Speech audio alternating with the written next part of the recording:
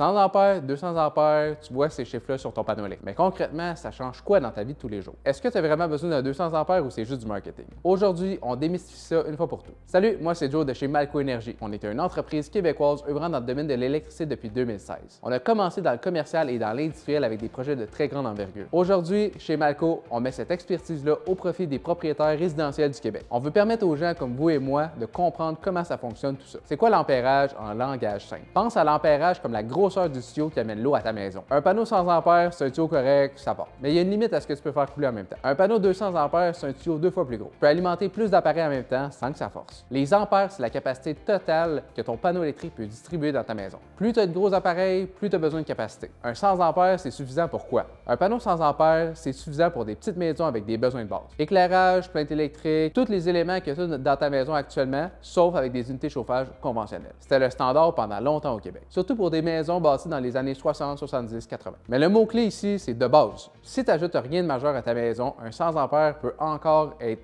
efficace pour ta maison. Le problème, c'est que la majorité du monde ajoute des choses à leur propriété. C'est normal. Pourquoi le 200 ampères est devenu le nouveau standard? Aujourd'hui, les maisons et les gens ont plus de besoins qu'auparavant. Les bornes de recharge pour véhicules électriques s'attirent de 30 à 60 ampères juste à elles seules. Les thermopompes centrales avec les fournaises électriques, c'est très consommateur. Les spas, les chauffe-piscines, un 200 ampères te donne la marge pour tout ça. Le lien direct avec la génératrice. Puis l'affaire que le monde ne réalise pas, c'est que souvent quand tu fais installer une génératrice, ton électricien va te dire « Écoute, tant qu'à être là, ton panneau devrait être à changer aussi. » C'est pas qu'il essaie de t'en passer une petite vite, c'est que les deux vont ensemble. Puis honnêtement, c'est le meilleur timing pour le faire. Un seul chantier, une seule équipe, puis tu te ramasses avec une maison à jour au complet, au niveau électrique. Comment savoir lequel que tu as? C'est simple. Ouvre la porte de ton panneau, si tu as une porte. Normalement, l'ampérage est écrit sur le disjoncteur principal. Celui qui est en haut, plus haut que les autres ou plus gros que les autres. Tu vas avoir 100, 125, 150 ou 200. Si c'est pas clair ou tu as un vieux panneau infusible, le plus sûr, c'est de demander à un électricien de confirmer. Ça prend 2 minutes. En résumé, un 100 ampères, ça convient aux besoins de base, comme dans un condo ou une petite maison. Un 200 ampères, c'est le standard actuel pour la demande énergétique d'une propriété standard au Québec. Si tu as un projet de borne de recharge, la première chose qu'il faut valider, c'est l'ampérage de ton panneau électrique. Parce que c'est lui qui va décider si tu as assez ou pas assez pour ta borne de recharge. Si tu veux savoir si ton panneau électrique est encore compatible avec tes projets, on peut l'évaluer chez Malco Énergie. Le lien est dans la description. Abonne-toi, on continue de sortir du contenu sur les panneaux électriques pour que tu sois capable toi-même d'évaluer s'il est à changer ou pas.